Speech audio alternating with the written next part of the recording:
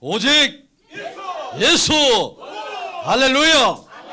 아멘. 예수님이 이 땅에 부흥을 주셨고 예수님이 우리 샘솟는 교회에 부흥을 주셨습니다.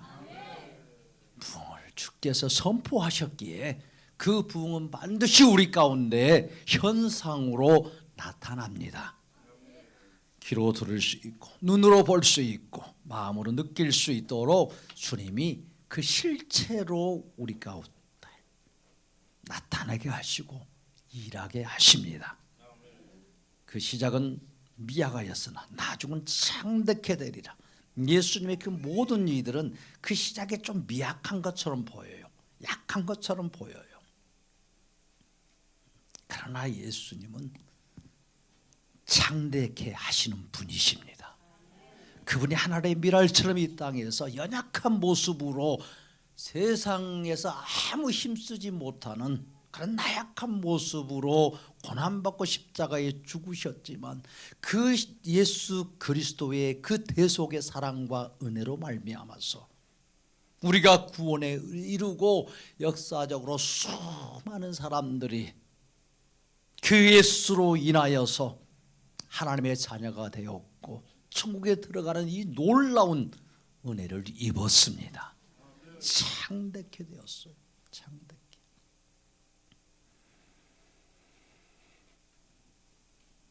주님이 우리들에게 보여주고 싶으신 것, 보게 하고 싶으신 것 많이 있어요. 하나님의 아름다운 거예요. 이 땅 가운데 많이 볼 것들이 많고 화려한 세상이 많이 있지만 예수님이 계시지 아니하면 그것은 다 무너질 것이에요.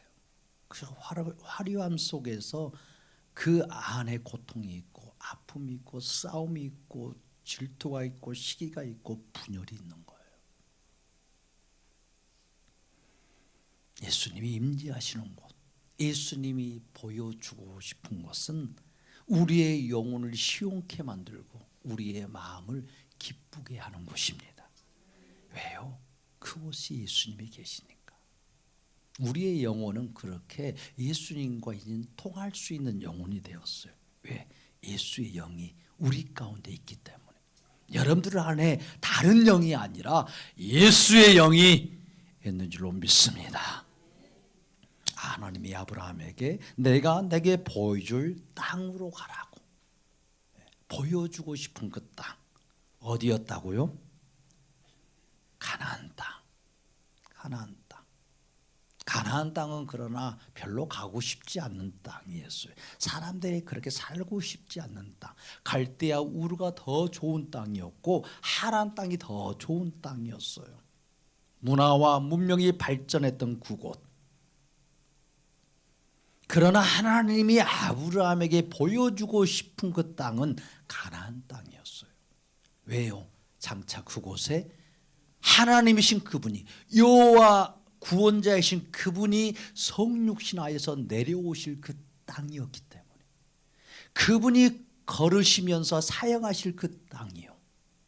그 전능하신 하나님이 창조의 하나님이 성육신하셔서 직접 말씀하여 주시고 죄인들을 불러서 구원을 선포하실 땅이기 때문에 그러니까 아브라함에게 이 땅을 보여주고 싶었죠. 아브라함에게도 이런 은혜를 베풀어 주고 싶었던 거예요. 이게 아브라함의 생각과 하나님의 생각은 굉장히 달랐던 것이죠. 아브라함이 그래서 가나안 땅에 이렇게 들어와서 세겜 땅에 거주하고 있을 때 아브라함을 찾아오신 하나님이 뭐라고 말씀하십니까? 이 땅을 내 자손에게 주리라. 아멘. 아브라함에게 이 땅을 내 자손에게 주리라 라고 말씀해요. 내 후손들에게 내 자손들에게 주리라 이렇게 복수로 말씀하지 않으셔요. 단수로 말씀해요. 네 자손에게 준다라는 거예요. 그러니까 하나님이 이 말씀을 하셨을 때는 분명한 의도를 가지고 말씀하셨던 거예요. 아브라함 자손으로 성육신하여서 이 땅에 오실 분이 누구셔요? 바로 예수님이에요. 그분을 위한 땅, 그에게 이 땅을 주겠다라는 거예요. 사역하실 땅으로, 구원을 이루실 그 땅으로, 하나님의 그 구원의 계획을 다 이루고 성취할 그 땅으로요. 이게 하나님의 놀라우신 계획이에요. 이 구원을 시작하신 하나님의 놀라운 계획이요. 그래서 갈라디아서 3장 16절에서는 이것을 이렇게 증언을 해요. 이 약속들은 아브라함과 그 자손에게 말씀하신 것인데 여럿을 가리켜 그 자손들이라고 하지 아니하시고 오직 한 사람을 가리켜 내 자손이라고 하셨으니 곧 그리스도시라. 아멘. 그러니까 아브라함에게도 이 약속을 했어요. 그리고 그 자손들에게도, 이삭에게도, 야곱에게도, 그 백성들에게도 약속을 했는데 너희들이라고 말하지 않아요. 자손들이라고 말하지 않아요. 내 자손이라고 말하는 거예요.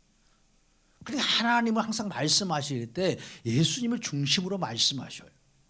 그래서 오직 한 사람을 가리켜 내 자손이라고 하셨으니 그분이 누구시라? 곧 예수 그리스도라. 아멘. 그러니까 아브라함에게 약속하신 모든 것들은 곧 누구와 관계된 약속이에요. 예수님과 관계된 약속.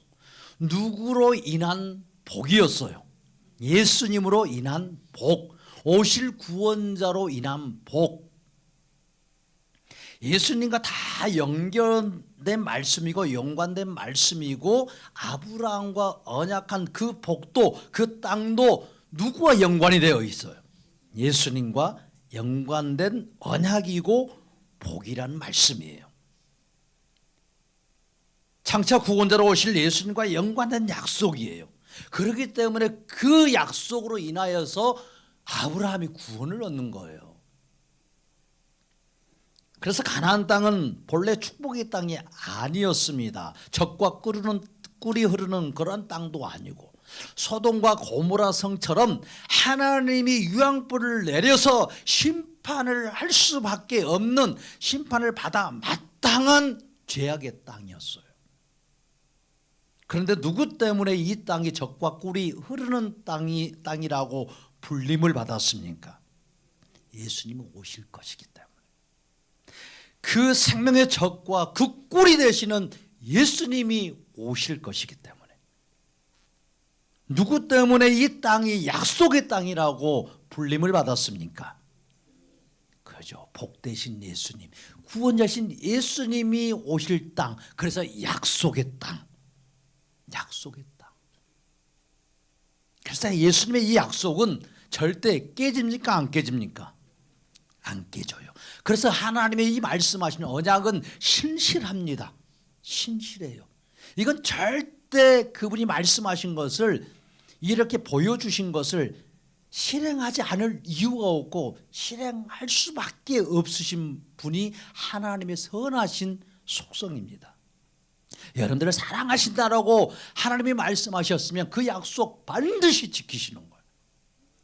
반드시.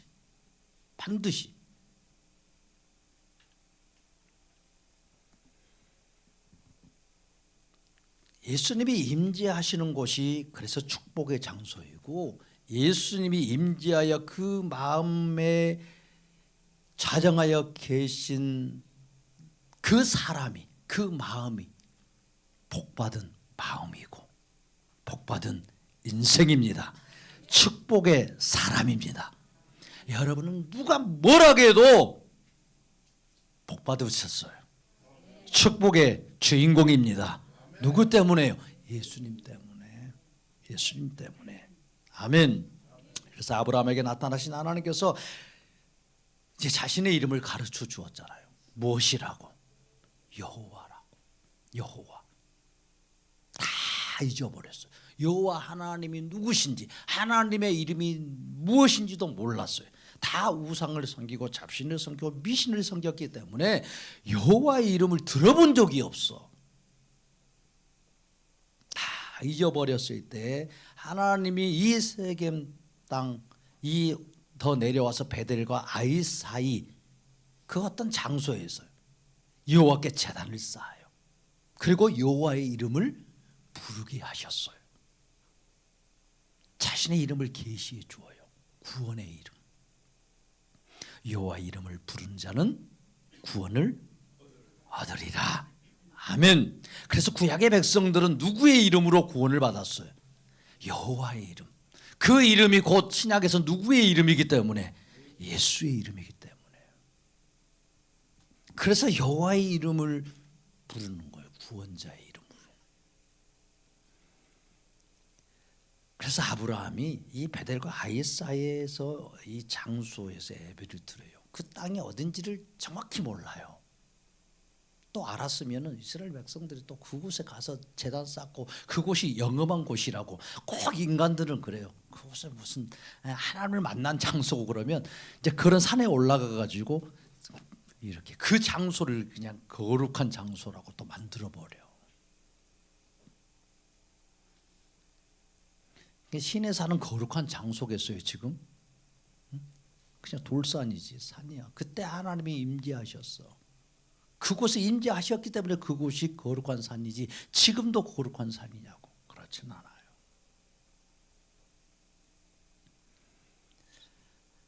예수님이 그런데 바로 이 땅에 오셨단 말이에요. 예수님이 그 땅에 오셔서 이렇게 자신을 그리스도라고 드러낸 사건이 있어요. 내가 그리스도라고 처음으로 사람들에게 이걸 선포하고 알려주셨던 그 땅이 바로 있는데 그 땅이 어디에 있어요? 예수님이 요한복음 4장에 수가성 여인을 만나줘요. 수가성 여인을 찾으러 가셔요. 죄악 가운데 있었던 그 땅. 그 땅에서 가장 또 추악하고 더러운 죄인이라고 취급받는 그 여인을 만나주신 그 땅. 그 수가성 우물가에서 예수님이 그 여인을 만나서 내가 그리스도라고 말씀해 주셔요. 이런 말은 한 적이 없어요. 다른 사람들 앞에서. 가장 먼저 그것을 이렇게 내가 그리스도라고, 내가 구원자라고, 내가 메시아라고 이렇게 자신을 계시해 주셨던 땅이 바로 수가성이 있는 사마리아 땅이에요. 사마리아 땅. 그게 예수님 당시에 유대 땅이 아니었어요. 예루살렘이 아니었단 말이에요. 사마리아 땅이었어요. 사마리아 땅. 그 땅은 저주의 땅이었습니다. 그 땅에 살고 있는 사마리아 사람들은 유대인들에게 개 취급받았어요. 상종도 하지 않았어요. 말 섞으면 내가 저주받는 자고 내가 죄인이 되기 때문에 그 사마리아 사람들하고는 상종도 하지 않았고 말도 섞지 않았어요. 그런데 바로 예수님이 그 유대 땅이 아니라 사마리아 그 땅에 들어가셔서 가장 먼저 예수님이 자신이 바로 그리스도라고, 내가 메시아라고, 내가 구원자로 이 땅에 왔다라고 선포하고 드러내시는 장소였어요. 그 땅의 수가성 여인이 예수님을 믿잖아요.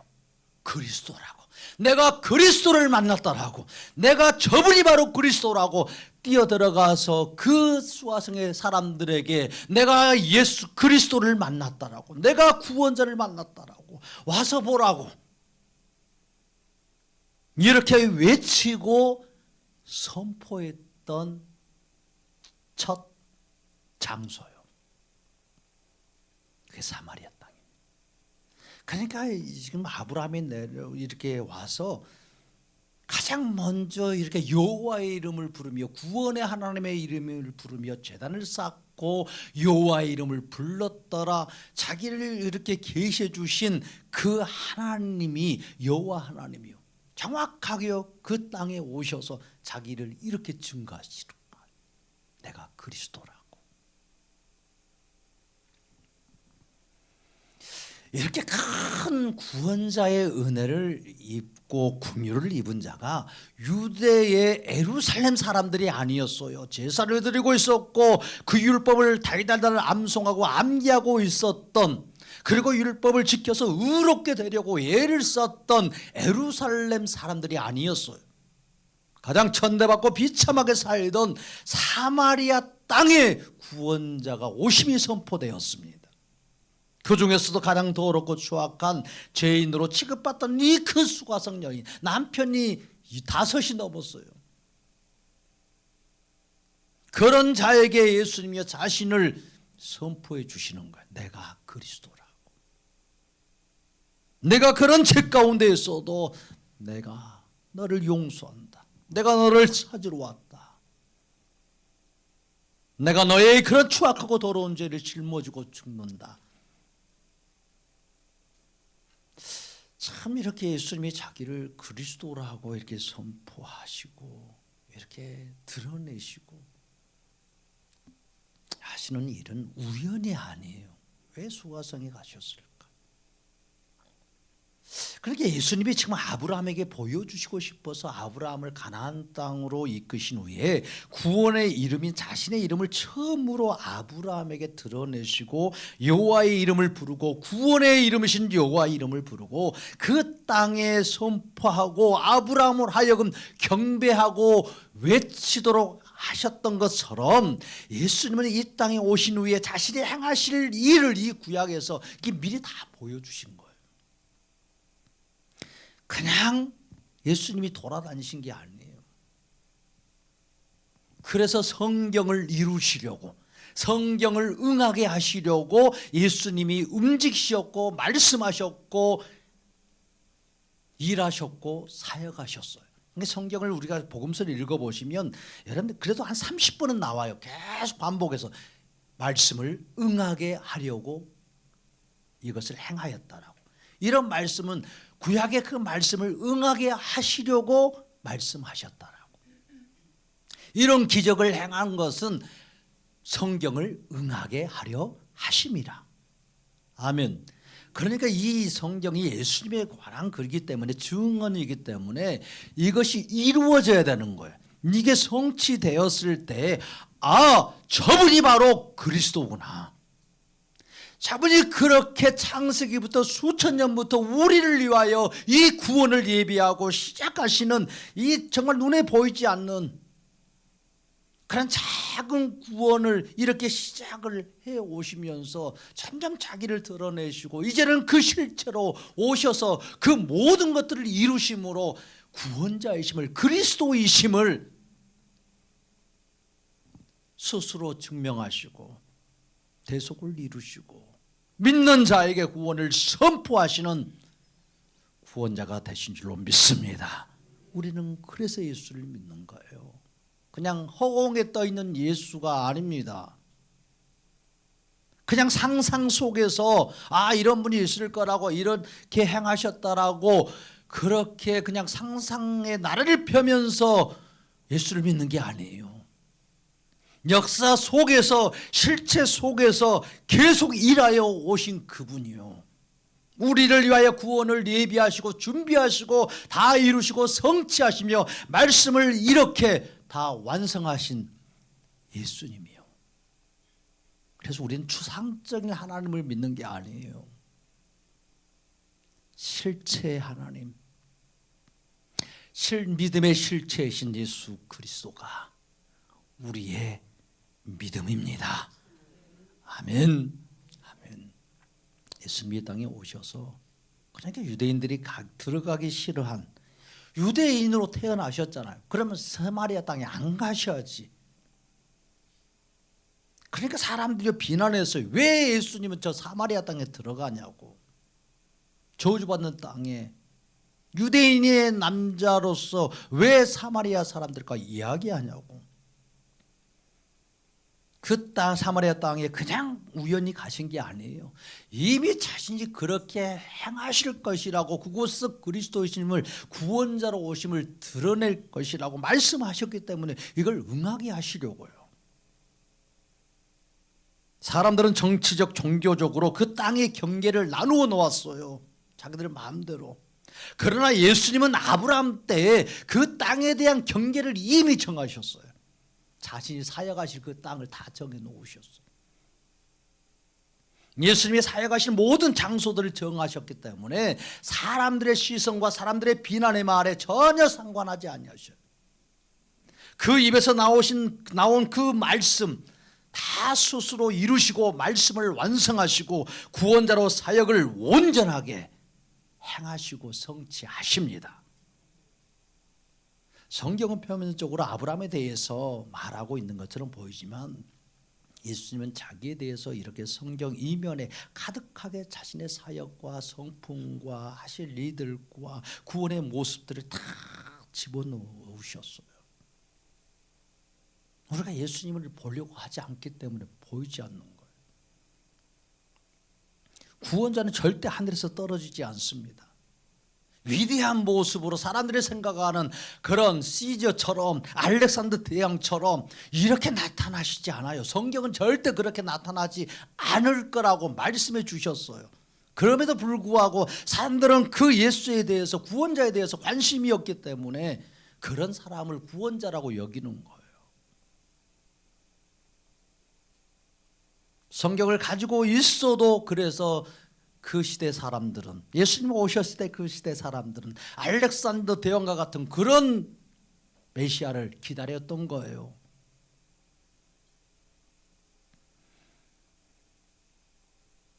우리를 위한 구원의 역사를 수천 년간 준비하시면서 왜 자신이 구원자이신지, 왜 우리가 구원을 받아야 하는지 다 가르쳐 주시고 그 앞에 그걸 인정하게 하시려고 예수님이 모든 일을 시작하셨고 말씀하셨고 이루셨고 완성하셨습니다. 그래서 예수의 이름 앞에 모든 무릎을 꿇게 하시고 그 무릎에 복 주시고 구원을 선물로 주시려고요. 이런 하나님의 사랑과 은혜가 어찌 작은 일이겠어요. 어찌 우리를 믿음에 이르게 하시려고 우리를 구원에 이르게 하시려고 그렇게 애쓰신 하나님의 은혜가 어찌 쓸데없는 은혜겠어요. 예수님이 오셨을 때 그 사마리아 땅에서 가장 먼저 아브라함에게 하나님이 나타나셔서 자신의 이름을 가르쳐 주시고 아브라함으로 하여금 여호와의 이름을 부르며 남방으로 내려가게 하셨어요. 그래서 내려와요. 어디로? 예루살렘으로. 예루살렘 쪽으로도 계속 내려왔어요. 더 내려가는 거예요. 점점 아브라함이 남방으로 내려갔더라. 누구의 이름을 부르며? 여호와의 이름을 부르며 제단을 쌓으며 여호와의 이름을 선포하면서요. 철저하게 구원자로 오셔서 이 땅에서 그 땅에서 구원의 모든 일을 다 행하실 여호와 하나님의 인도하심이 아브라함의 발걸음이었어요.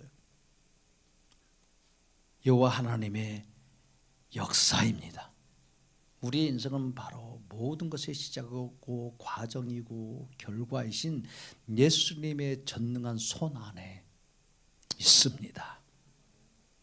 우리는 인생의 시작도 모르고 우리는 어떻게 우리 인생이 시작했는지도 정확하게 알지 못해요. 우리의 인생의 과정도 우리는 경험하면서 이렇게 비로소 조금씩 알아요. 아, 이것이 인생이구나. 하나님 이렇게 될까 저렇게 될까 한데 안 되는 게 또 많아. 그런 인생을 살아온 과정 속에서 일어난 일들이 도대체 무엇 때문인지, 왜 이런 일이 일어났는지, 왜 그런지 정말 알 수 없는 수수께끼와 같은 인생을 사는 게 바로 우리의 인생입니다. 수수께끼 속에서 살 수밖에 없지만 예수님은요, 그 모든 수수께끼를 자기 사랑하는 자들을 불러서 하나하나 풀어주셔요. 우리의 인생 가운데서 이걸 다 풀어주시는 거예요.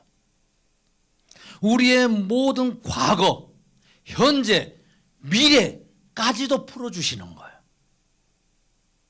그래서 미래를 알지 못하는데 예수님을 만나면 그 미래가 어떻게 펼쳐질 것인지 분명하게 알아요. 예수님이 우리의 걸음을 형통하게 인도하실 것이라는 이 분명한 확신이기 때문에 담대하게 인생을 사는 거예요. 지금 상황이 어떠하든지 이게 큰 문제가 되지 않아요. 이걸 뚫고 나아갈 수 있는 그 힘이 어디에서 주어지겠어요? 내 안에서 생기지 않아요. 예수님이 우리에게 주시는 것이지. 비바람이 불고 그 폭풍이 부는데 내가 그걸 이겨낼 힘이 어디 있겠어요? 누가 그런 힘을 주시는 거예요? 우리가 주목하고 바라보시는, 우리를 부르신 그분이 힘을 주시는 거예요. 힘을. 아멘. 그래서 오르막도 올라갈 수 있어요. 힘든 오르막도. 주님이 왜 이바의 길을 사라고 하셨는지. 그러니까 그 높은 곳에 내 힘으로는 올라갈 수가 없어요. 한제골을 내가 어떻게 올라가냐고요. 지리산 성산제를 어떻게 자전거 타고 내가 올라갈 수 있겠어요? 내 힘으로는 안 되는 거예요. 내 힘으로는. 그렇게 힘들게 올라갈 때 전기를 일단 켜면 훨씬 수월해져요. 올라갈 힘이 생겨. 힘이. 그래서 올라가게 만들어요. 올라가게.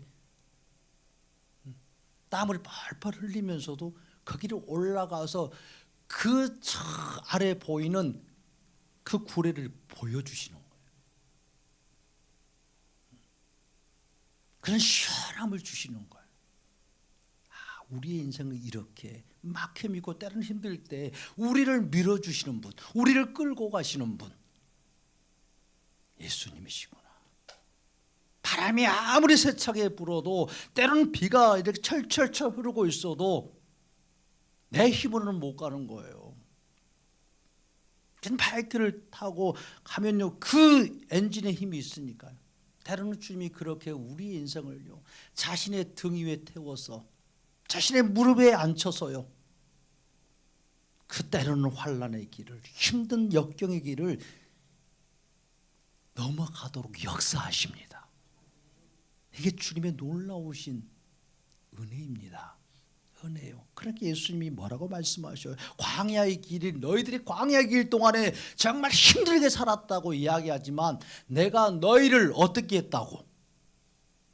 등에 업어서, 너희들을 등에 업어서 내가 독수리에 마치 태워서 그 광야를 건너게 했다고 말씀하시는 거예요. 누가 하셨다는 거예요? 너희들은 다 광야에서 죽어야 마땅하는데 내가 너희를 이끌어 드렸다고 말씀하시는 거예요. 너희에게 먹을 힘도 주었고 그걸 걸을 수 있는 힘도 주셨고 그 상황을 이겨낼 수 있는 그런 마음의 담력도 주어서 내가 너희를 이곳까지 안전하게 이끌어 주었다. 이렇게 예수님이 말씀하시는 거예요. 그러니까 우리의 모든 과거와 현재와 미래의 속박을 예수님이 다 풀어주셔요. 누구를 만나면? 예수님을 만나면. 그래서 예수님이요, 점점 가까이 오기를 원하셔. 우리가 그분께 가까이. 자, 뜰 밖에 있지 말고 울타리 안으로 들어와서 점점 더 내게 가까이 오라고요. 그러면 우리의 인생의 모든 수수께끼가 점점점 이게 풀려져요. 아, 이래서 이런 일이 있었구나. 아, 이래서 이런 일이 생겼네. 내가 은혜 받고 내가 복된 인생으로 이렇게 주님을 더 깊이 사랑하고 만날 수 있는 이 놀라운 평안과 이 하늘의 기쁨을 맛보게 해주려고. 그래서 예수님으로 사는 기쁨을 누리는 거예요. 전도가 뭐겠어요? 예수를 믿는 사람들은 그냥 예수로 사는 이 멋진 삶을 보여줘야죠.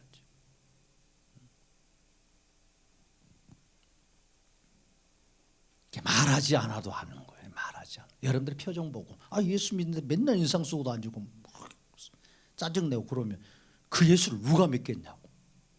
그러니까 예수를 만나야 돼. 예수를. 기쁨의 근원 되시는 예수를 만나야지. 소망이신 예수를 만나야지. 어떤 상황에서도 그 무너지지 않는 그 소망의 뿌리가 되신 예수요. 기쁨의 근원이신 예수. 우리 주님이 그렇게 만나 주셨잖아요. 우리가 12장 10절 이렇게 또 본문을 이렇게 나누었었는데요. 내용을 너무 우리가 잘 아는 내용이잖아요. 아브라함이 기근이 들어서 먹고 살기 위해서 그 위기를 탈출하기 위해서 어디로 내려갑니까? 이집트. 애굽이라고 지금 나왔는데 이집트예요. 이집트. 그 이집트로 내려갑니다. 이집트로 내려가서 어떤 일이 생깁니까? 자기가 죽을까 봐서 아내를 누이라고 이렇게 속이고, 그래서 아내를 빼앗기는 일이 생기죠.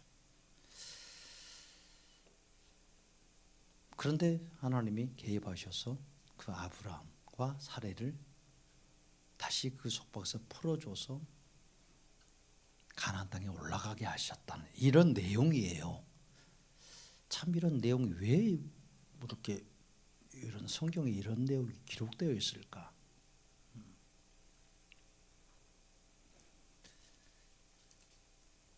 잘 이해가 되지도 않고 많이 오해되는 본문일 수 있어요. 하나님께서 아브라함에게 이집트로 내려가는 것을 왜 막지 않으셨을까? 하나님이면 막을 수 있잖아. 가나안 땅 보여줄 그 땅에 머물라고 가지 못하게 말씀하실 수도 있고 그렇게 할 수도 있는데 안 하셨어요. 그 아들 이삭에게는 가지 말라고 그래요. 그렇죠? 똑같이 아버지처럼 나중에 기근 때문에 흉년 때문에 이집트 내려가려고 하는데 가지 말라는 거예요. 가면 너 죽는다라고 하나님이 경고하시는 거예요.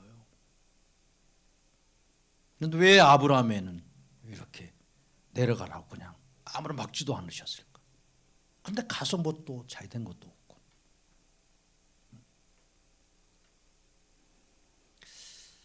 그러니까 이 모든 것들이 이렇게 예수님과 연관이 되어 있어요. 관련이 있기 때문에 예수님은 때때로 허용하시고 때로는 예수님의 다른 어떤 사역을 보여주고자 하실 때 그걸 막으시는 거예요. 막으시는 경우도 있어요. 그러니까 우리의 모든 인생의 주권은 우리에게 있는 게 아니에요. 바로 하나님께 있습니다. 구원의 예수님께 우리의 인생의 주권이 있어요. 우리의 삶의 영역과 경계는 우리의 능력과 우리의 지식에 크고 작은 것에 있지 않아요. 바로 하나님의 주권에 우리의 경계가 있고 우리의 삶의 영역이 있습니다. 이건 하나님이 다 정해놓으신 거예요. 우리가 알지 못할 뿐이지. 왜 내가 우리 최군사님의 아들로 태어났는지 이걸 알 수가 없어. 내가 결정할 사건이 아니야. 사항도 아니고. 내가 왜 한국에 하필이면 태어났냐고. 미국 좋은 나라에서 태어나지. 1등 국가에서. 이건 내가 결정할 사항 아니잖아요. 내가 결정할 사항. 왜 서울에서 안 살고 이 강주에서 사는지. 뭐 내가 결정할 것 같은데요. 주님이 그 영역을 정해놓으셨다면 안 되는 거예요. 우리 돈 있으면 뭐 서울 갈 수도 있지. 뭐 서울 살 수 있지. 뭐 이사 가면 되지. 그게 쉽게 되냐고요. 안 되는 거예요.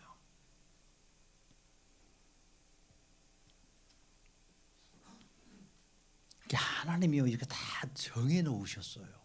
로마서에 그걸 말씀하잖아요. 가르쳐 주어도 사람들은 이걸 잘 인정하지 않으려고 하죠. 모르기 때문에. 우리가 우리의 경계와 영역으로 주신 곳에서 이 구원자 예수님과 함께 산다면 이것이 그 어떤 장소보다 좋은 장소예요. 그 어떤 삶보다 해피한 삶입니다. 가장 멋지고 가장 아름다운 삶이 돼요. 뭐 지금 천국보다 아름다운 삶인가 이런 이상한 뭐 드라마도 하는 것 같은데 차라리 독수리 오영지를 보는 게 나아. 독수리 오영지를. 그렇죠. 마강숙이 우리 같은 신세야. 마강숙이. 그럼 마강숙을 이렇게 좋아하는 그 남자 이름 누구예요? 회장님? 동석. 좀 성경 이름을 알지 말고. 그러니까 다 어려운 일 있으면 발벗고 나서주잖아요. 막 고민하고 막 이렇게 울고 때로는 막 잠 못 이루고 이렇게 있을 때 누가 움직여? 그 회장님이 움직여. 네? 움직이는 거예요. 우리가 그렇게 인생의 시름 속에 막 있을 때 예수님이요 부지런히 움직이셔. 부지런히. 그리고 그 인생의 문제를 해결해 주시려고 애를 쓰시는 분이 누구예요? 예수님. 그게 나는 저는 독수리 용제 보면서 얼마나 은혜 받고 있는지 몰라. 그렇지, 저분이 예수님이지, 저분이.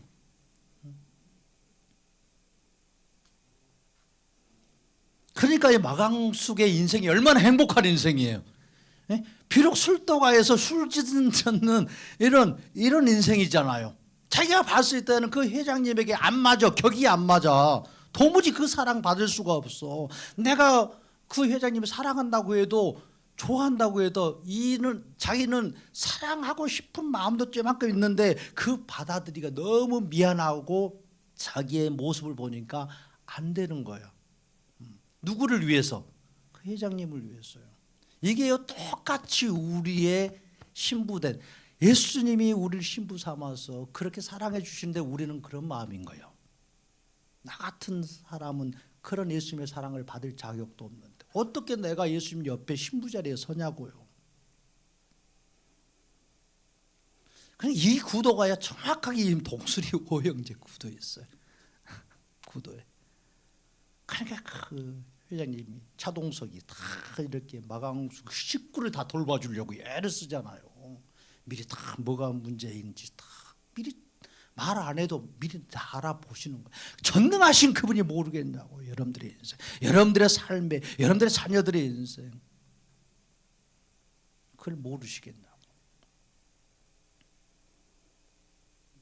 그러니까 아브라함의 인생이 화려한 갈대아 우르에서 하란에서의 그런 삶보다 정말 척박한 땅이고 자신과 아무런 연줄이 없는 그런 가나안 땅에 그냥 들어왔어요. 맨몸으로. 자신이 도와줄 자가 어디 있겠어요? 자신이 의지할 곳이 무엇이겠어요? 전혀 없는 그런 가나안 땅에서 아브라함의 인생은 세상의 조명을 받지 못했어도 여호와 하나님의 스포트라이트를 받으면서 사는 인생. 얼마나 멋진 인생이에요. 아브라함이 살 영역과 그 경계를 정해주시고 아브라함과 함께 하시고 그 걸음을 인도해 주시고 그를 보호해 주셨기 때문에 사실 그 세대 속에서 그 세상 속에서 가장 멋지고 아름다운 인생을 살다 간 사람이 누구겠어요? 이집트의 바로 왕이었겠어요? 아브라함이었지. 아브라함. 아멘. 그래서 여러분들도 아브라함 많이 좋아하잖아요. 아브라함 본받겠다라고. 믿음의 조상인 아브라함 나도 본받겠다라고. 바로 여러분들의 인생이 이런 아브라함 같은 인생이고 예수로 복받는 인생인 줄로 믿습니다. 아멘. 할렐루야. 누가 알아주는 사람 없어도 예수님이 알아주시고 갈 바를 알지 못하고 내일을 알지 못하고 살아도 오늘 내 뜻대로 하지 못하고 비록 그렇게 살지라도 예수님이 선하신 뜻대로 우리의 걸음을 인도하시니 할렐루야. 내 길이 형통합니다. 때를 따라 돕는 은혜로 도우시는 그 예수님의 은혜가 있으니 내가 무엇을 더 원하리요? 내가 더 이상 무엇을 바라리요? 예수님을 아는 그런 믿음으로 충만하시기를 바랍니다. 아브라함의 기근을 피하려고 이집트로 내려갔는데 큰 화를 당합니다. 아브라함이 자신의 아내로 인하여 그 땅에서 혹시나 자신이 죽을 수도 있다고 생각해서 자신의 아내를 루이라고 이렇게 말하는 거예요. 속이는 거예요. 그래서 자신의 아내인 이 사라를 누구에게 빼앗깁니까? 이집트 왕에게 빼앗겨요. 아브라함이 설마 이런 일이 일어나지 않을 것이라고 생각했겠어요? 아브라함 알았어요. 이런 일이 일어날 수도 있을 거라고 예상했어요. 그러니까 누이라고 속인 거죠. 당연히 예상하지. 아브라함이 바보예요. 이게 아브라함이 볼 때에도 사라는 어떤 여인이었다. 아브라함이 볼 때에도 아름다운 여인이었다. 근데 사라 나이가 무슨 20대 아니었어요. 60대. 물론 그 당시에 200세까지 정도 산던 때였기 때문에 60대면은 약간 그래도 이렇게 젊은 중년 이해는 될 수 있어요. 아브라함 나이는 75세. 그러니까 비록 60세가 넘었을지라도 이 사라는 외모뿐만 아니라 어떤 뭐가 있었다는 거예요. 영적인 어떤 기품이 있었다는 거예요. 품위가 있는 이런 매력이 있는 여인이었다는 말이에요. 그래서 이집트 이 바로 왕이 그냥 그 사라를 어떤 성적인 어떤 착취의 대상으로 성적인 대상으로만 여겨서 사례를 취하고 싶은 건 아니었어요. 왕궁으로 그렇게 데려갈 리가 만무해요. 그 땅에 얼마나 많은 여자들이 있는데, 더 이쁜 젊은 여자들이 많이 있는데. 그러니까 아브라함이 지금 기근을 피하여서 이집트에 내려올 때 단순히 자신과 아내만 이렇게 호를 단신으로 내려온 게 아니에요. 자기의 모든 가축대와 양떼들 이것들을 먹이지 못하면 다 죽는 거거든. 자신의 재산이 다 없어져 버리거든. 그리고 이미 하란에서부터 자신의 종들을 많이 거느리고 왔어요. 그러니까 종의 자녀들도 있는 거야. 그러니까 자기가 책임져야 될 일이 많은 사람들이 있고 그런 재산이 있는 사람이었어요. 아브라함이. 그리고 또 여호와의 은혜를 입었잖아요. 여호와 하나님이 함께 하시고 계시기 때문에 이집트 왕과 그 술객들과 고관 대작들이 이렇게 보았을 때 그 시대는 어떤 시대였어요? 우상이 판치는 시대였어요. 미신과 잡신이 판치는 시대예요. 그러니까 아브라함과 사라에게서 나오는 어떤 종교적이고 영적인 분위기가 있다는 걸 왜 모르겠어요? 그들이 하나님을 섬기는 자들인데.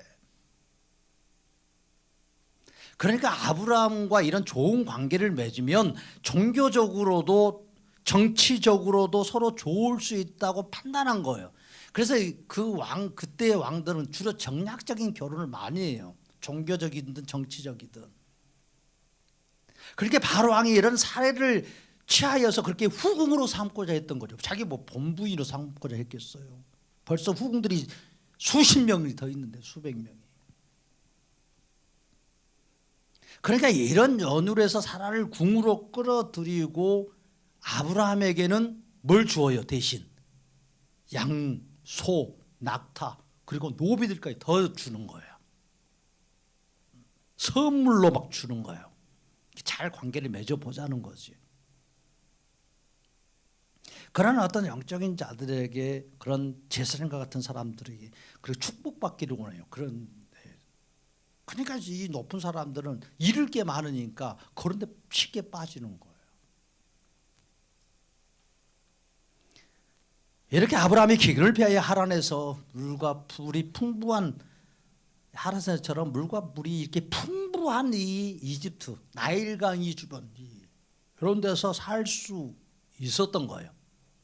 사례는요. 초원과 초막에서 사는 인생을 접고 어디에 들어가 살 수 있어? 왕궁에 들어가는 사람. 왕궁 한 번도 들어가 보지 않는 이 의리한 이 왕궁 편안한 곳. 그 전에는 어디에 살았어? 풀밭에서 살았어. 초막 치고 텐트 치고.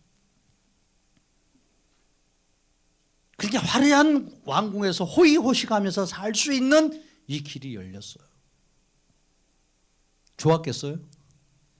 여러분들 같으면 잘 됐네. 잘 됐네. 한편으로는 잘 되었다고 여겼을 수 있어. 왜? 아브라함 입장에서는 일단 자기가 안 죽잖아. 그리고 살고 생명도 이렇게 위협받지 않고 오히려 대접받고 선물도 엄청 받았어요. 종들도 가족도 다 지키고 더 많은 것을 얻었으니까 다행이라고 여길 수 있어요. 아, 이게 하나님의 섭리인가? 내 이름이 이 땅에서 창대해지게 해주시려는가? 내 이름을 축복하면 축복받고 나를 저주하면 저주받는다로 이 땅에서 나를 제사장 삼으시는 하나님의 계획이신가? 어차피 자식을 낳을 수 없을 것 같고, 이런 많은 생각들이 아브라함의 생각 속에 있지 않았겠어요? 또 한편으로는 여호와 하나님께 도움을 구하는 기도도 했겠지요. 하나님을 믿었으니까. 그렇게 그런 상황들에 막 들어가면요, 사람들은요 자기 멋대로 때로는 하나님을 이렇게 생각하고 하나님 말씀도 막 이렇게 해석하고 자기 좋은 대로 해석하려는 타락한 죄성이 있어요. 아브라함에게도 있고요, 아브라함과 같은 성정을 가진 우리에게도 다 그렇게 있어요. 사라를 빼앗겼어도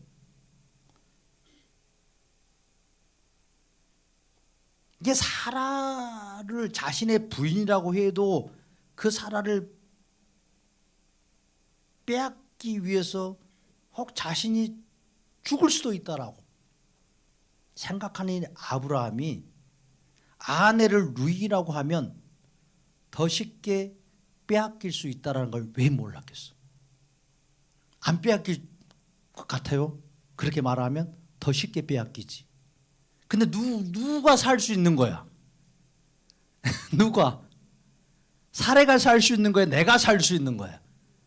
내가 살 수 있는 거야. 아브라함 자신이 살고 싶은 거지 지금. 응? 누구를 팔아서라도, 그래, 마누라를 팔아서라도 누가 살고 싶어? 내가 살고 싶은 게 아브라함의 심정이었다니까요. 잘 생각해 보세요, 남자들. 금방 이게 이해가 될 수 있어. 금방. 내가 살고 싶은 거예요. 그래서 내가 살고 싶어서 아내한테 그렇게 말하는 거예요. 내 아내라지 말고 누이라고 말하라고. 그럼 너는 빼앗겨서 왕이 혹시 데려갈 수도 있지만 나는 어쩐다는 거예요. 산다라는 거예요. 그런데 내가 만약에 남편이라 하면 나를 죽이고 데려갈 수 있어. 그러니까 이런 꾀를 낸 것이 누구를 위함? 사라를 위한 거 하나도 없어. 순전히 누구를 위한? 그냥 나를 위한 거야. 나를 위한 거. 아브라함의 속셈이야. 아브라함의 속셈.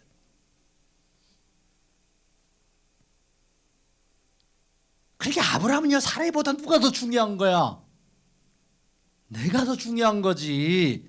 내가. 여러분들, 아내가 중요해? 내가 중요해? 똑바로 얘기하세요. 남편이 중요해? 내가 중요해? 그렇게 생명 못 주는 거예요. 이것 주려고 해도 아까워서 막 힘들어. 내가 좀 힘들 것 같으면 못 주는 거야. 장기 하나도.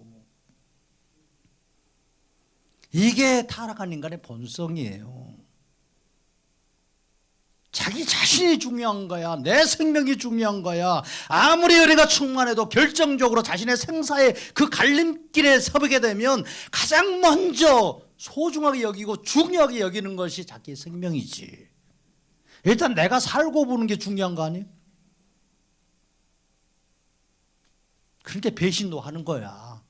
자기를 구해준 그 사람의 등에 칼도 꽂는 거야. 내가 뭐 하려고? 살 수만 있다면.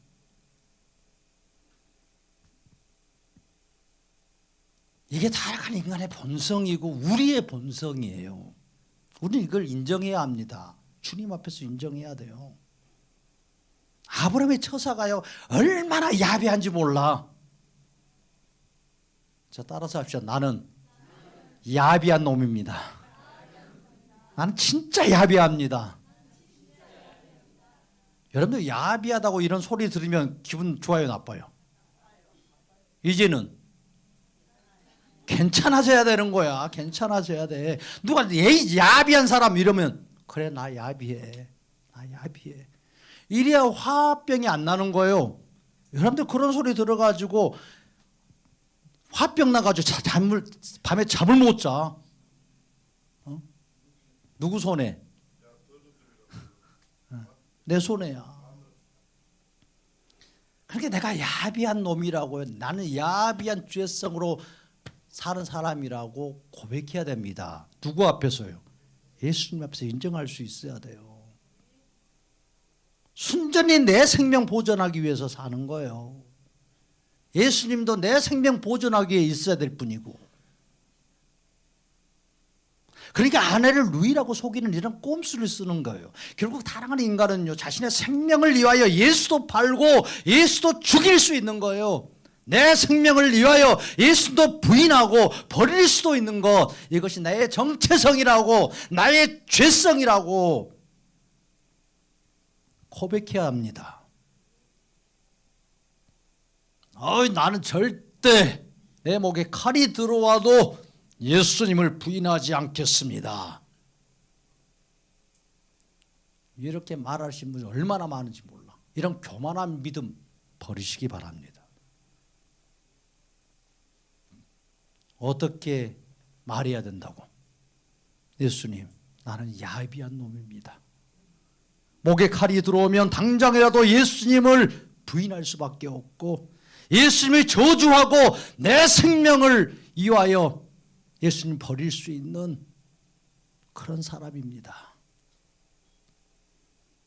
나를 불쌍히 여겨 주셔서 내 목에 칼이 들어와도 내 힘으로, 내 의지로, 내 신념으로, 내 믿음으로 나는 예수를 주라고 고백할 수 없는 처량한 인생이 오니 예수님 지켜주세요.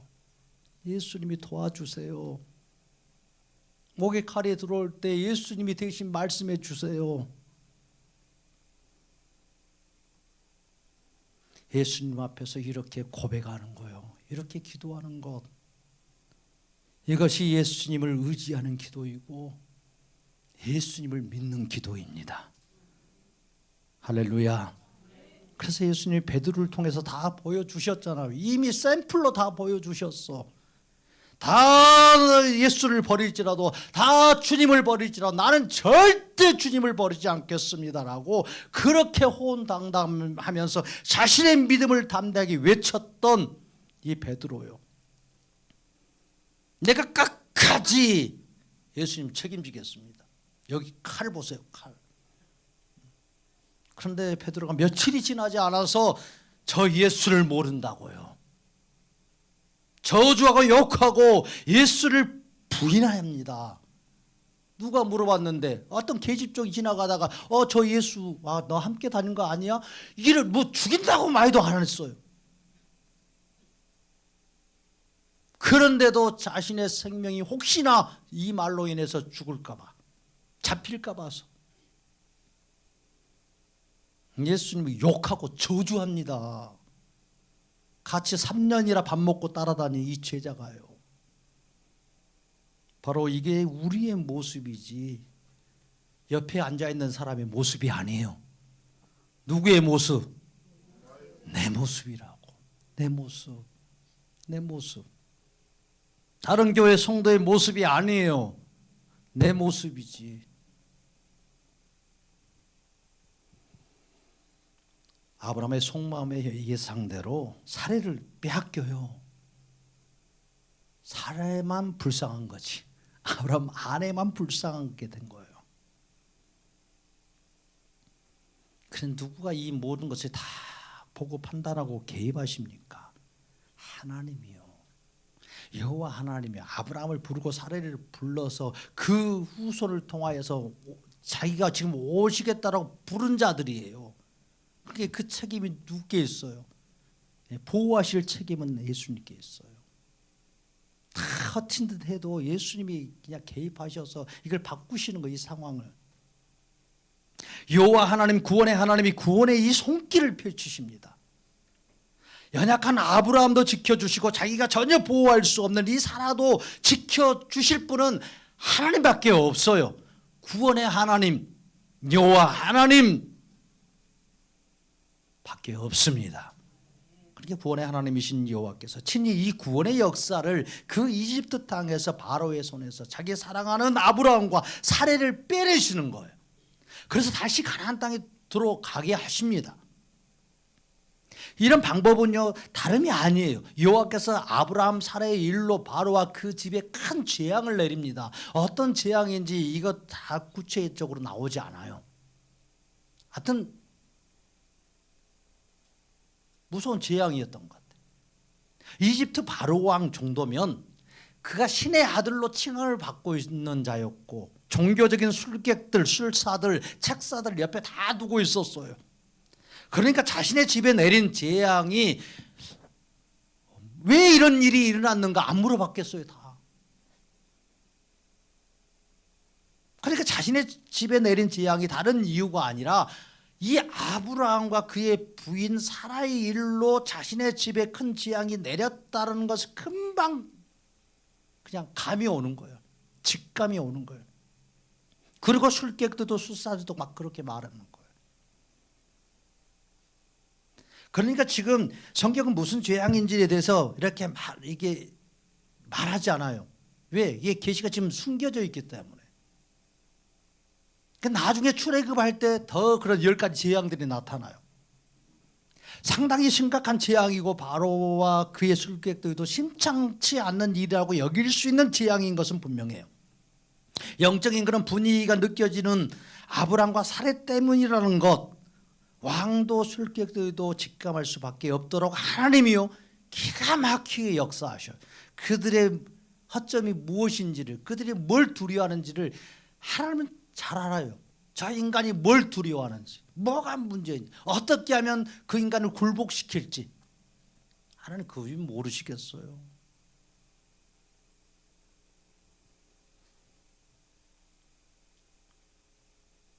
이집트 바로 왕은 그래서 금방 깨달아서 이렇게 바로 왕의 손에서 사라를 되찾는 일을 하나님이 행하셔요. 깨닫기 위해서.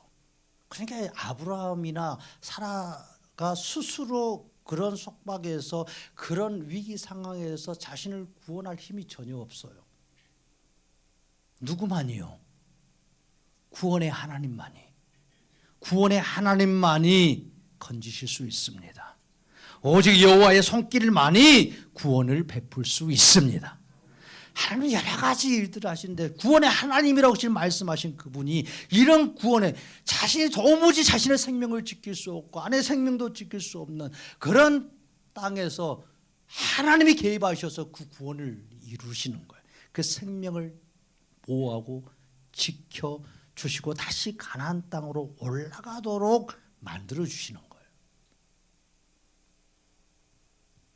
그래서 바로가 이게 아브라함을 이렇게 부르잖아요. 18절 바로가 아브라함을 불러서 이르되 내가 어찌하여 나에게 이렇게 행하였느냐, 내가 어찌하여 그를 내 아내라고 내게 말하지 아니하였느냐, 내가 어찌 그를 누이라 하여 내가 그를 데려다가 아내를 삼게 하였느냐, 내 아내가 여기 있으니 이제 데려가라 하고.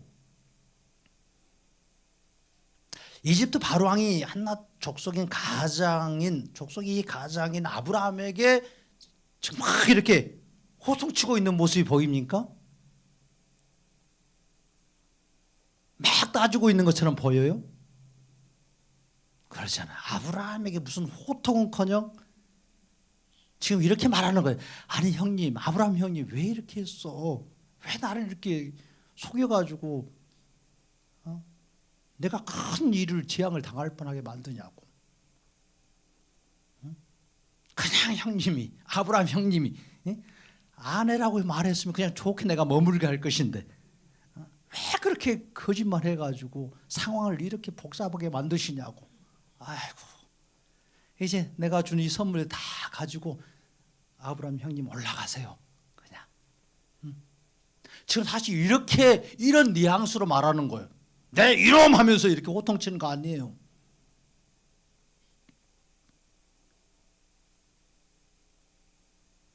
이게 자기를 살려달라는 거예요. 그 바로 왕이 한마디로 나 좀 살려달라는 거예요.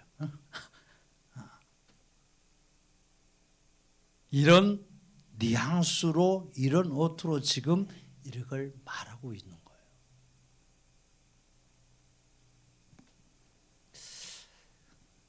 여러 가지 이 부분들을 가지고 말할 수 있어요. 하나님은 한 일을 가지고 여러 가지 하나님의 역사들을 이렇게 나타내시고 구원의 혈통을 지키시고 또 아브라함이 이렇게 하나님 앞에서 옳지 못한 일을 행할지라도 그를 불쌍히 여겨서 돌이키게 만들어 주시는 분.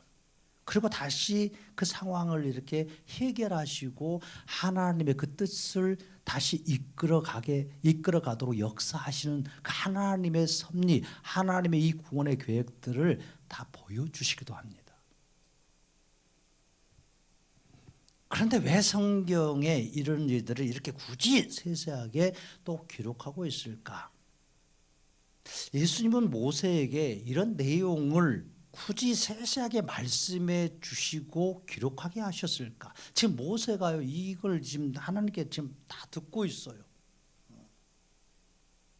지금 하나님이 말씀해 주시는 거예요. 지금 천지 창조 때부터 그의 한참 400년 전에 조상이었던 이 아브라함이 뭔 일을 했는지 누구만 안다. 그때 계셨던 하나님만 아시는 거예요. 성경에 저자이신 여호와 하나님이 이런 내용을 성경에 기록하게 하셨을까? 왜 이집트에 내려갈 때 안 맡고 계셨을까? 이게 참 중요하고 그렇게 은혜로운 내용도 아닌 것 같기도 해요. 뭐 빠진다고 해서 큰 문제가 없을 수도 있는데 성경은 오실 구원자 예수님에 대한 기록이고 증언이라는 거예요. 여호와 하나님은 아브라함이 이집트로 내려갔다가 다시 올라오는 이런 상황이 있었다는 것을 이렇게 기록하게 하시는 거예요. 왜? 이게 누구의 동선이기 때문에. 장차 예수님이 오셔서 이집트에 다른 데는 한 번도 나가지 않으셨는데 꼭 한 군데는 들렀다 오시는 거예요. 어디에? 이집트에 내려갔다 오셔야 돼요. 그러니까 이 말씀이 성취되는 거예요. 이루어지는 거예요. 누구로 인하여서? 예수님으로 인하여. 그렇게 첫 번째는 어떻게 이루어져요? 모세 때 여호와 하나님이 자신 내려올 나라와 민족으로 선택한 이스라엘이 어디에 살았어요? 이집트. 요셉 때 이집트 내려가서 400년을 살았어요. 그 전에는 대우받으면서 살았어요. 한참은 대우받으면서 존중받으면서 아주. 그래서 이곳이 좋사오니 이렇게 마음 놓고 살았는데 왕이 바뀌면서 점점점 시대가 흘러가면서 결국 노예로 전락하게 되잖아요. 그래서 막 고통스러워해요.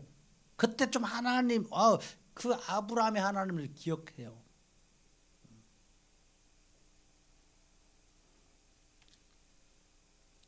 그래서 하나님이 이집트에서 10장을 내려서 가나안 땅으로 올라오게 하시죠. 모세가 이런 아브라함의 이야기를 들으면서 자신의 세대에 아브라함을 통해서 보여주신 구원의 크신 하나님을 보는 거예요. 경험해요. 그러나 이것이 성경을 기록한 핵심은 아니에요. 이걸 성경에 집어넣은 핵심은 아니야. 모세 때 아브라함이 나타나시고 계시하신 하나님이 다시 나타나셔서 이집트에서 이스라엘을 빼내서 가나안 땅으로 인도하신 이 구원의 역사를 확장하고 반복하시는 것은 반드시 이 땅에 오신 예수님은 이집트에 내려가셔서 올라오실 것이라는 거예요. 메시아가 오면 반드시 그 메시아는 이집트에 내려갔다가 다시 가나안 땅으로 올라올 것이라고 하는 이러한 선포이고 선언입니다. 그런데 이걸 아는 자가 누가 있겠어요? 없어요.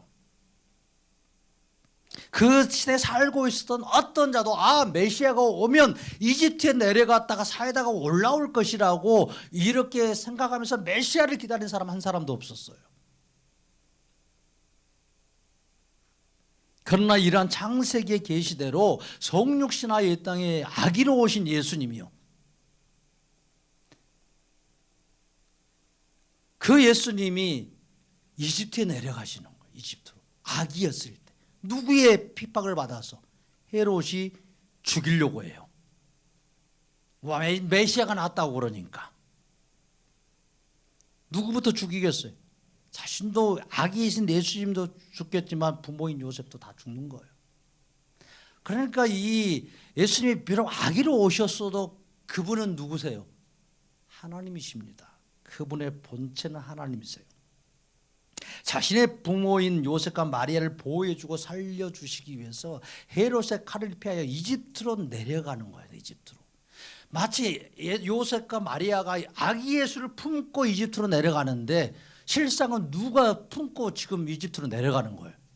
요셉과 마리아를 이끌어서 예수님이 끌고 내려가시는 거예요.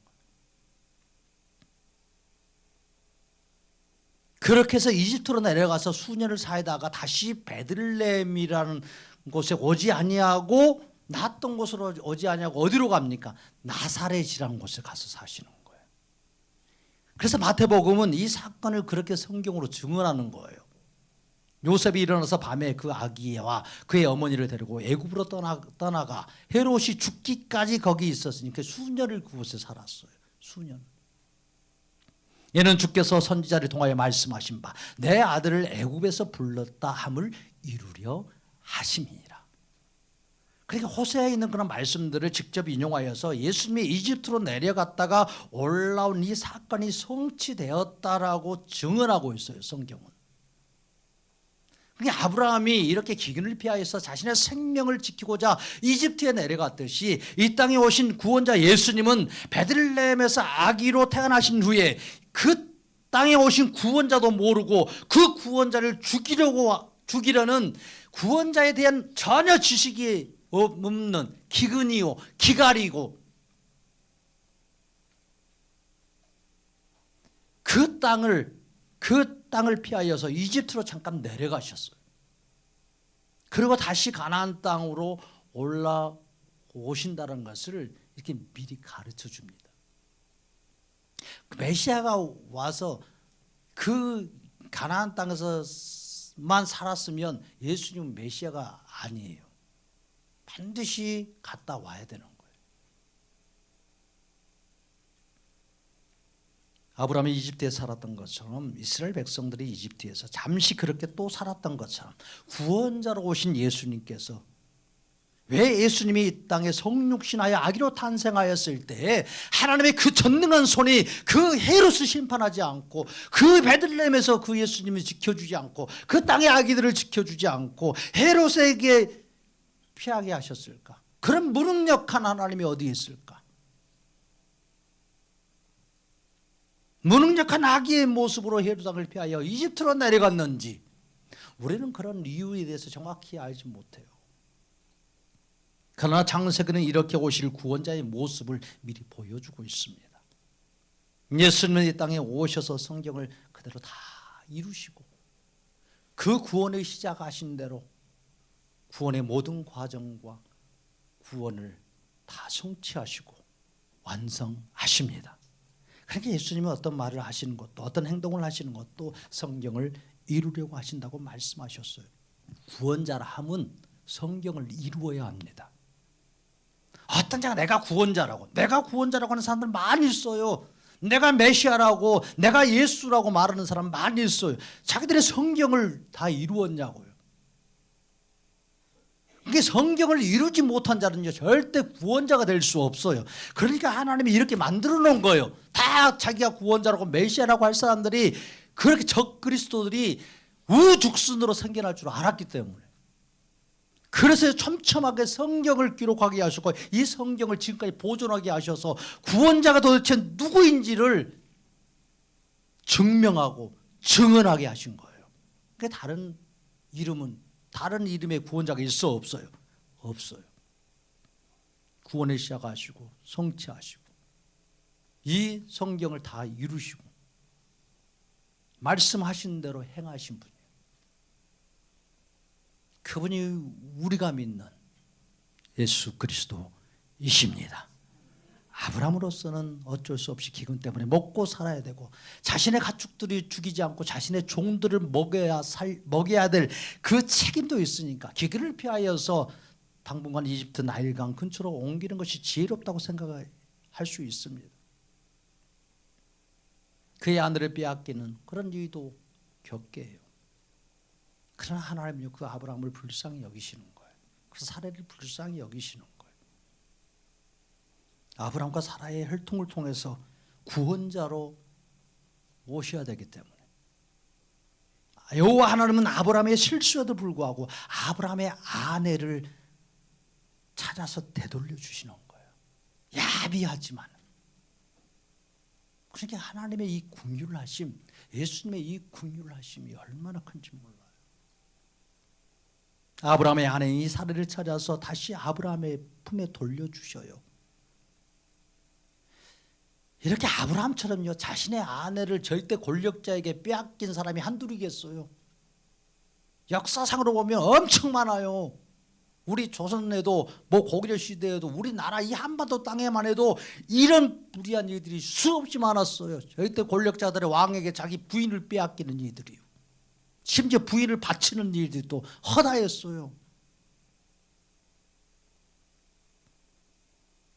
그러나 하나님은요 바로와 그 집에 재앙을 내려서 이 아브라함과 사라를 긍휼히 여겨서 빼내주시는 거예요. 이게 특별한 은혜입니다. 특별한 은혜요.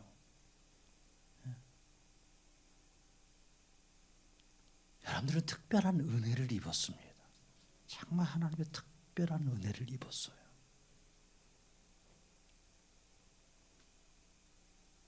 아무 힘도 없고 방법도 전혀 없는 이 아브라함과 사라를 보호하시는 것. 그의 후손을 보내실 구원자 때문에 아브라함도 사라도 보호함을 받는 거예요. 누구 때문에? 예수님 때문에요. 아브라함과 사라는 그의 후손으로 오실 구원자로 인하여서 보호받는 인생을 살았습니다. 자신들이 때로는 실수하고 허물이 있음에도 불구하고 여호와 하나님의 은혜를 입어서 이집트의 그 왕을 속이고도 살아남는 참 기이한 은혜예요. 이게 기이한 은혜, 참 기이한 은혜.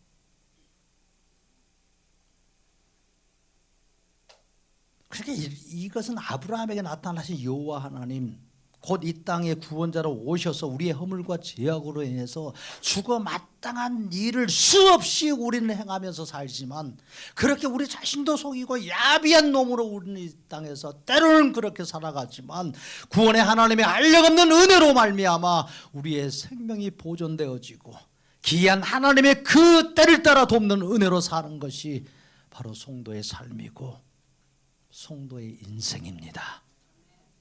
그래서 주님이 그렇게 이집트에 가서 가나안 땅에 올라오신 것처럼 우리를 세상에서 데리고 하나님의 땅까지, 하나님의 나라까지 이끌어 가시는 거예요. 한 줌의 흙으로 창조된 인간이 하나님께 단 한순간이라도 예수님 자신을 위하여 쓰는 사람이고 예수님의 삶을 살고 예수님의 은혜로 허물과 죄악을 가리움을 받고 산다면 이것이 얼마나 큰 복이겠냐고요. 그래서 로마서 4장에서 다윗은 그렇게 고백해요. 자기의 죄와 허물을 가리움을 받는 자가 복이 있다라고. 복이 있다라고. 그게 다 주님이요. 우리를 덮어주시니까 사는 거예요. 지금 덮어주시니까.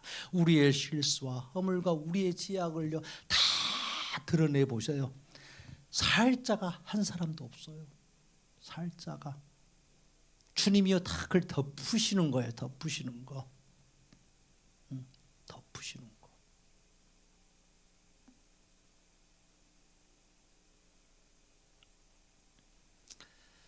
그러니까 예수님의 이 은혜를 받고 사는 자보다 더 행복한 자가 어디 있겠어요.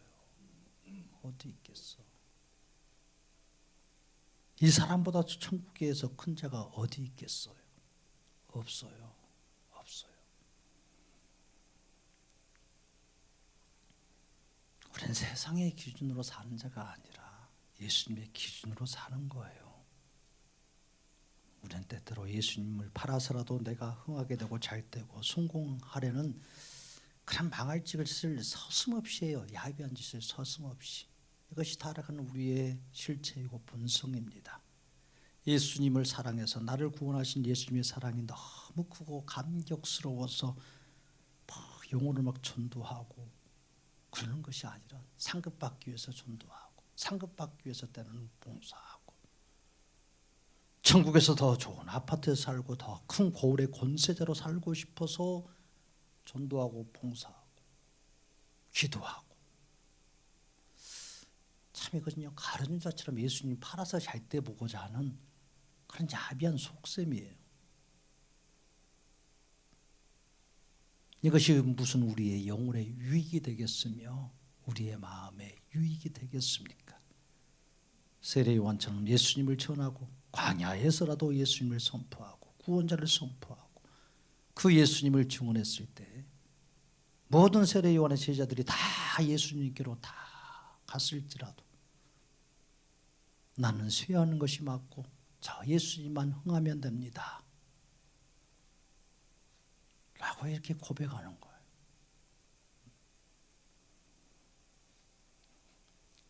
우리는 날마다 우리의 자신의 소욕을 따라서 내가 흥하고 잘 되고 내가 성공하려고 어떤 종교적인 열심을 통해서 예수님을 이용하려는 그 탐심으로 가득한 나를 늘 쳐서 복종시켜야 됩니다. 날마다 쳐서 복종시켜야 될 건 바로 그거예요. 우리의 모든 미래가 다 예수님의 손 안에 있습니다. 예수님의 손을 벗어날 길이 없어요. 예수님의 인도하심이 있기에 안전합니다. 안심이 됩니다. 그러니 미래에 대해서는 염려하지 말라고. 염려하지 말라고. 내일을 염려하지 말라고. 오늘 우리에게 찾아오신 예수님으로 인하여서 기뻐하고 즐거워할 수 있기를 바랍니다. 그래서 이 구원의 하나님, 구원의 우리의 예수님이 그 구원의 손길을 날마다 우리가 기다리는 거예요. 주님이 어떻게 나를 이 상황, 이 삶에서 나를 머루만지시고 구원의 놀라우신 손길을 행하실 것인지 그 예수님을 생각함으로 우리의 영혼이 기뻐 뛰고 벅차오르고 감격할 수 있기를 바랍니다. 그렇게 예수님을 신뢰하며 동행하는 삶이 그런 기쁨이 한 주간도 충만하시기를 주의 이름으로 축복합니다.